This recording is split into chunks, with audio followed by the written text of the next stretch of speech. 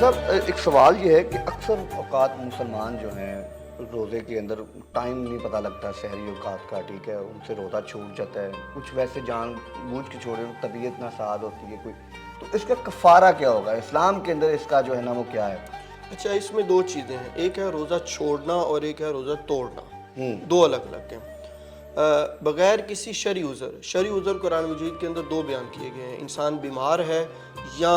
سفر کی حالت میں ہے۔ یہ قرآن مجید کے اندر بھی تذکرہ ہے کہ اگر آپ بیمار ہو یا حالت سفر میں ہو تو آپ روزہ چھوڑ سکتے ہیں۔ چھوڑنے کا مطلب یہ نہیں ہے کہ آپ نے بعد میں نہیں رکھنا، آپ بعد میں اس کی قضا کر لیں گے۔ جب قضا کریں گے تو اس پر آپ گناہ گار نہیں ہوں گے، بلکہ آپ کو روزے جتنا ہی ثواب یہ جو قضا کر لیں گے یہ رمضان کے مہینے کے بعد رمضان کے مہینے کے بعد کریں گے، اگلے رمضان سے آنے سے پہلے تک کسی بھی دن وہ اپنی اچھا، اس کے لیے کوئی دن مقرر نہیں ہے، یعنی کہ اگلا رمضان آنے سے پہلے آپ نے جو ہے اس کو وہ رکھ سکتے ہیں۔ اچھا، تو یہ ہے کہ شرعی عذر ہو، شرعی عذر کے بغیر جو بالغ ہے اور عاقل ہے، مسلمان ہے، اس کو روزہ چھوڑنا جائز ہی نہیں ہے، وہ گناہ گار ہوگا۔ اچھا، ہاں، تو اگر وہ روزہ چھوڑتا ہے اور پھر وہ تندرست بھی ہے، صحت یاب بھی ہے، روزہ رکھ بھی سکتا ہے، اگر پھر بھی وہ روزہ نہیں رکھتا تو وہ گناہ گار ہے۔ یہ بڑی اچھی وسیم صاحب نے بات کی ہے کہ وہ بالغ لوگ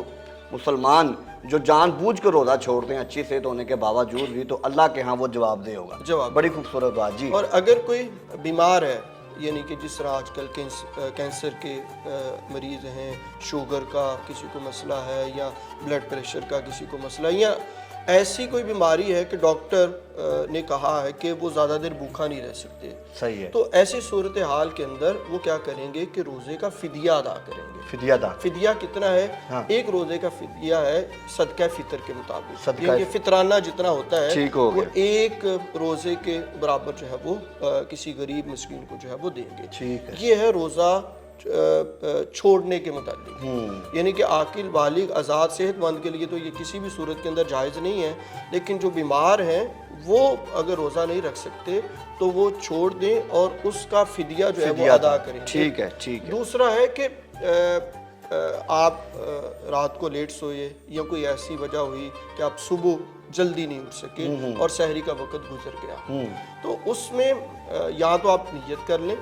کہ بھئی آپ بغیر کھائے پیے ہی اس کو کنٹینیو کر سکتے ہیں، اگر آپ کو لگتا ہے کہ آپ کر لیں گے، اور اگر آپ کو لگتا ہے کہ نہیں آپ کی صحت اجازت نہیں دے گی تو پھر آپ اس کی قضا کریں گے، جس طرح کہ آپ نے پہلے جی۔ اور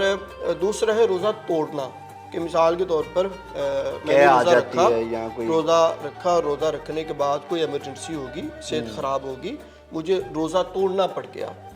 ٹھیک ہے، تو اس وقت جو انسان روزہ توڑتا ہے تو اس کی صرف قضا لازم ہے، وہ گناہ گار نہیں ہوگا۔ ٹھیک ہے۔ اور اگر بغیر کسی شرعی عذر کے، بغیر کسی وجہ کے اگر وہ روزہ توڑتا ہے تو پھر اس کا کفارہ یہ ہے کہ اس کو یا تو 2 ماہ کے مسلسل روزے رکھنے پڑے گے، 60 روزے، اور 60 روزے ایسے رکھنے ہیں کہ ایک بھی ناغہ نہ ہو۔ اچھا، اور یا اگر وہ 60 دن کے روزے نہیں رکھ سکتا تو پھر وہ 60 مسکینوں کو کھانا کھلائے گا، اور وہ کھانا بھی ایک فطرانے کا جو آپ کہہ لیجئے کہ جو نصاب ہے یا اس کی قیمت ہے اس کے برابر، تو وہ اکٹھا کھلا دیں، یا وہ 60 مسکینوں کو کھانا کھلا دیں، یا 2 ماہ کے مسلسل روزے رکھ لیں، تو یہ روزہ توڑنے کا کفارہ ہے۔ ٹھیک ہو گیا، بہت شکریہ وسیم صاحب نے، بڑی اچھی بات کی ہے، بڑی اچھی انہوں نے جو ہے نا جواب کا جو سوال کا ایکسپلین کیا ہے، جواب کہ روزہ اگر قضا ہو جائے تو اس کو کس طرح سے آپ نے اس کا کفارہ ادا کرنا ہے، ٹوٹ جاتا ہے تو پھر کس طرح سے اس کا جو ہے نا کفارہ ادا کرنا ہے۔ بہت شکریہ وسیم صاحب۔